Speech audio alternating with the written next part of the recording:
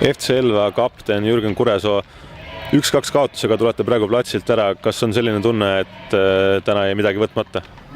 No kindlasti, et poolel ka rääkisime, et tänane mäng on selline hästi võitluslik ja võib-olla mänguilu nii palju ei olnud, et läksime kindlasti punktide järele.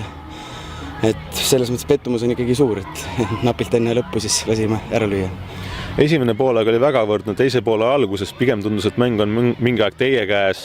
Kuidagi vahetustega, kas läks rütmist ja andsid vaprust initsiatiivi?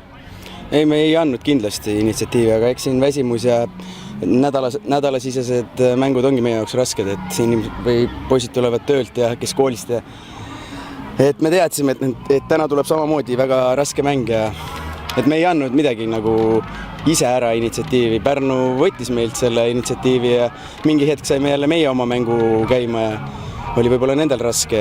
Et siuke võrdsete lahing, kus ütleb, ilusat mängu kumbki võistkond täna ei näidanud, aga võitlust oli palju.